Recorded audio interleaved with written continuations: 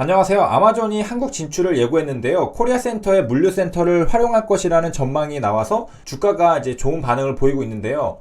활용하고자 하는 물류센터는 한국에 있는 게 아니라 미국에 있는 물류센터를 이제 활용할 것이라는 관측입니다. 그래서 코리아센터 같은 경우에는 미국, 중국, 일본, 독일, 스페인 등 5개국에서 직영 물류센터를 운영하고 있는데요. 요거를 이제 활용하는 이유는 만약에 아마존이 한국 진출할 때 직접 물류센터를 구축하거나 아니면은 이제 11번가가 물건을 직접 매입해서 판매하면은 요거는 이제 기업 간 거래로 분류가 됩니다. 그러면은 이제 비용이 더 이제 추가가 되는데 10% 이상의 관부가세가 부과됩니다. 또 요 비용을 줄이기 위해서 요 코리아센터의 미국 물류센터를 이제 활용하겠다는 건데요.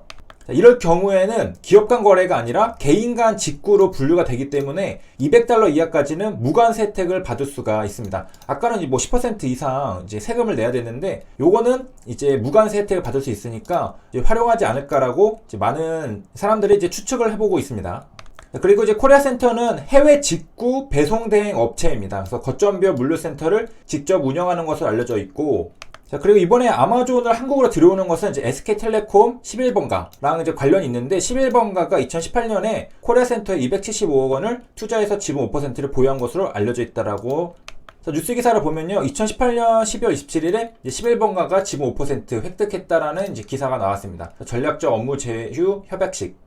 자, 그러고 나서 이제 코리아센터는 이제 IPO를 했죠. 그래서 이제 상장이 됐는데, 여기 이제 주주 구성을 보면은 일단 여기에는 보이지가 않고 5% 이상 주주에도 그 11번가가 이제 나오지 않는데, 그 5%가 조금 안 돼서 이제 등장하지 않는 건지 어떤지는 이제 모르겠습니다. 자, 그 다음에 아마존 한국 진출 관련주로 SMCNC라는 게 또 언급이 되고 있는데요. 요거는 최대 주주가 SM 엔터테인먼트입니다. 이거는 SM 주식 아닌가라고 생각할 수가 있는데요. 지분율도 이제 30% 정도 이제 되고 있는데, SM은 이제 연예 기획사잖아요. 이제 여기 이제 사업을 보면요, 커뮤니케이션 플래닝이라는 게 있습니다. 비즈니스 에리얼에. 그래서 보면은 이제 광고를 하는 이제 사업입니다. 자, 여기 보면은 전신인 SK 플래닛의 OK 캐시백, 그리고 우리가 방금 봤던 11번가 등의 빅데이터를 독점적으로 활용 어쩌고저쩌고 해서 이제 광고 그 이상의 새로운 서비스 비즈니스 가치를 창출하고 있다라고 나와 있는데요.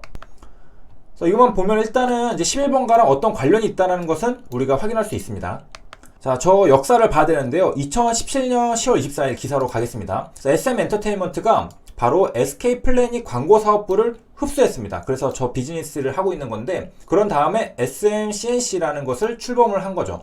자, 그리고 우리가 알고 있듯이 SK텔레콤 자회사 SK 플래닛이 있는데, 여기 광고 사업부를 SM 엔터테인먼트가 이제 인수를 한 겁니다. 그리고 SMCNC로 이제 새롭게 출범을 한 거고요.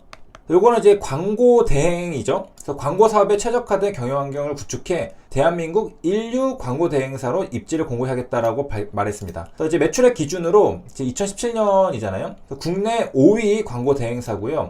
그 다음에 SK그룹 광고 캠페인을 주로 제작했다고 합니다.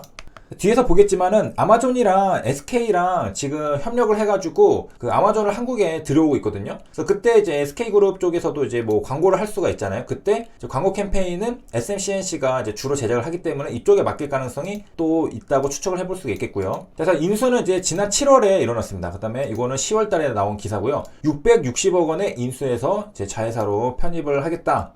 자, 그래서 여기 SMCNC는 광고 사업부 흡수 후에도 660억 원에 인수를 했잖아요. SK플래닛의 광고 사업부. 그 다음에도 SK플래닛과 전략적 제휴를 유지하면서 데이터에 기반한 마케팅 솔루션 역량을 지속적으로 강화하겠다는 계획도 밝혔습니다. 자, 저런 이제 배경이 있었기 때문에 여기 11번가 등의 빅데이터를 독점적으로 활용할 수 있는 거죠. 왜냐, SK플래닛과 전략적 제휴를 유지하고 있기 때문에 이 데이터들, 11번가로부터 데이터들을 이제 받아올 수 있나 봅니다. 독점적으로. 자, 그래서 정리하면은 이제 SMCNC가 SK플래닛의 MNC 부분을 이제 인수를 했습니다. 2017년 10월 27일부로. 그 다음에는 이제 SK텔레콤이 아마존을 한국에 들여오는 그 배경에 대해서 보도록 하겠습니다. 여기 회사에 기어 보면은 종속회사가 있는데요. 여기 보면 한국말로 11번가가 있습니다. 11번가는 여기 보면은 전자상거래 및 인터넷 관련 사업을 하는 회사고요. 뭐 이제 참고로 SK플래닛도 여기에 있죠. SK플래닛은 이제 통신업.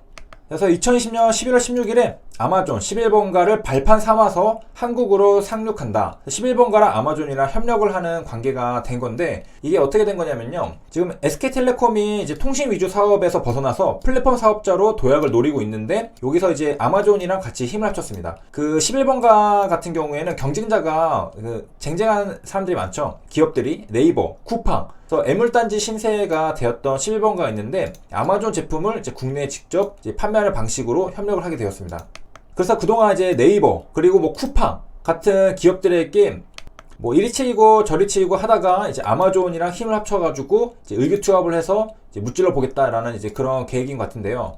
이 과정에서 이제 지분 참여 약정도 이제 체결했습니다. 그래서 아마존 같은 경우에는 이제 11번가가 이제 IPO를 하거나 아니면은 한국 시장에서 사업 성과가 꽤 좋다. 그럴 경우에는 이제 조건이 충족되는 거죠. 그럴 경우 신주인수 권리를 이제 부여받을 수 있습니다. 그럴 경우에는 이제 뭐 본질적으로는 이제 프리 IPO에 참여한 셈이죠. 아직은 11번가는 상장되지 않았지만은 미리 이제 지분을 받고서 그 다음에 IPO를 하면은 이제 차익을 많이 얻을 수 있잖아요. 근데 이제 구체적인 지분율 등 조건은 이제 공개되지 않았고, 그 다음에 이제 11번가에서 아마존 상품을 구매할 수 있는 서비스도 선보인다라고 하고요. 자, 이러한 이제 사실들이 있었습니다. 그 다음에 이제 대안가격을 보도록 하겠습니다. 초저온 냉동고 인증 신청의 급등세. 그래서 이제 백신을 이제 보관이 가능한 혈액용 초저온 냉동고를 개발을 하고 식약처에 인증 신청을 했기 때문에 주가가 영향을 받은 것으로 풀이됩니다.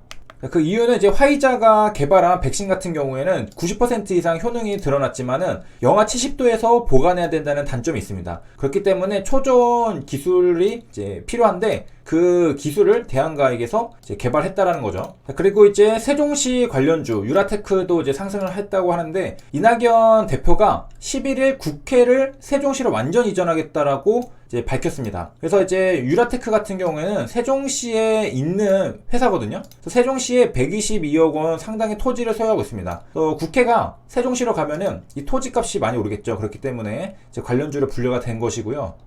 그 다음에 이제 대한과학과 이제 마찬가지로 일신바이오도 이제 콜드체인 관련주였는데, 이제 백신 보관 냉동고 개발 이런 쪽으로 관련이 있는 것을 이제 확인할 수 있습니다. 그리고 아스트라제네카 관련주 캐모는 왜 이제 관련주냐? 자, 3쿠션인데 아스트라제네카 백신 후보 물질을 위탁 생산하는 업체가 SK바이오사이언스인데요. 요 SK바이오사이언스가 개발 중인 비임상 연구를 위탁받아서 시험에 착수한 바가 있는 게 바로 캐몬입니다. 그래서 아스트라제네카 관련주로 이제 분류가 되는데, 업계에서는 연관성이 적다라고 말을 하고 있는데, 요 캐몬 같은 경우에는 이제 비임상 임상시험 수탁 기관이죠. CRO라고 하는데, 직접적인 연관은 없다라는 이유는 그 아스트라제네카 백신이랑 SK바이오스가 개발하는 백신이랑은 다르다라는 거죠. 그런데 캐몬은 요 SK바이오스가 개발하고 있는 백신에 대한 CRO 기업으로서 비임상을 이제 진행했었기 때문에 이제 다르다라는 것이고, 그리고 이제 우정바이오는 이동병실 신제품 발매 소식에 이제 강세를 보였다고 하는데, 지금 이제 확산이 많이 되고 있잖아요. 그렇기 때문에 요런 이제 이동병실이 이제 필요한데, 요런 거랑 관련해서 호재가 되었다라는 점입니다. 여기까지 시청해 주셔서 감사합니다.